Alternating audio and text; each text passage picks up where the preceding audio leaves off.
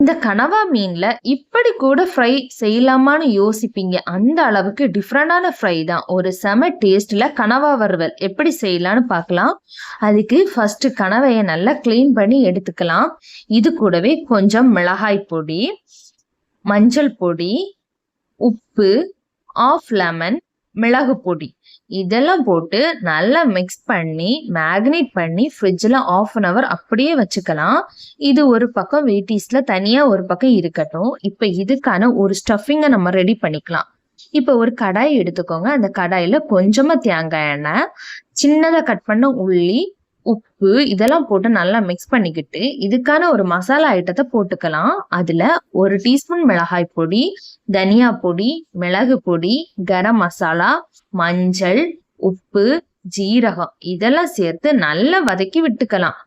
இப்ப இது நல்லா வதங்கினதுக்கு அப்புறம் இது கூடவே சின்னதா கட் பண்ணி வச்சிருக்க தக்காளி இதெல்லாம் போட்டுக்கிட்டு நல்லா மிக்ஸ் பண்ணிக்கலாம். மூடி போட்டு வேக விட்டு 5 நிமிஷம் தாண்டி பார்த்தா இந்த மாதிரி ட்ரையா இருக்கும்.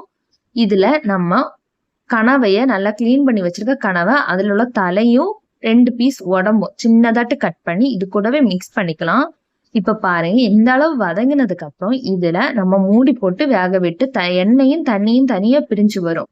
இந்த டைம்ல ஒரு முட்டையை உடைச்சு ஊத்தி நல்லா கலந்து விட்டுக்கலாம். இப்ப முட்டையை உடைச்சு ஊத்துனதுக்கு அப்புறம் மிக்ஸ் பண்ணதுக்கு அப்புறம் பாருங்க இந்த அளவு ட்ரையா இருக்கும். இந்த டைம் பொடி மாஸ் மாதிரி இருக்கும். எடுத்து ஸ்டஃபிங் பண்ணவும் கரெக்டான பக்கம் இந்த கன்சிஸ்டன்சி தான். இப்ப நம்ம மேக்னேட் பண்ணி வச்சிருக்க இந்த கனவைய கூட ஸ்டஃபிங் பண்ணி வச்சிருக்கோம்ல, இந்த கனவைய போட்டு உள்ள டூத் பிக் போட்டு நல்லா லாக் பண்ணி வச்சுக்கோங்க.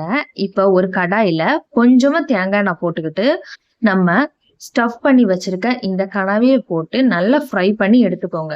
ஒரு டிஃப்ரெண்டான ஸ்டைல இந்த கனவை ஃப்ரை ரெடி. இப்ப பாருங்க கட் பண்ணதுக்கு அப்புறம் உள்ள ஸ்டஃபிங் எப்படி வெந்திருக்குன்னு. இது அப்படியே சாப்பிடலாம், இல்ல சாதத்தை கூட வச்சு சாப்பிடலாம். சூப்பரா இருக்கும். ட்ரை பண்ணி பார்த்துக்கிட்டு எப்படி இருக்குன்னு கமெண்ட் பண்ணுங்க.